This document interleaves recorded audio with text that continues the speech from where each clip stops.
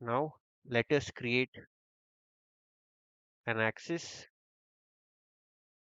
which is offset from this plane by 10 mm in the reverse direction. Give it as OK. Select the axis and select where the axis needs to be created. So if it is intersection, click on intersection.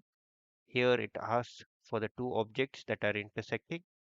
In our case, it's going to be one, the datum plane, and another datum plane.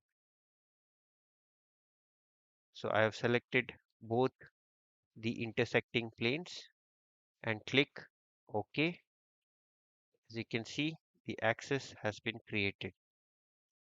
You can always hide by right clicking, or you can edit the parameters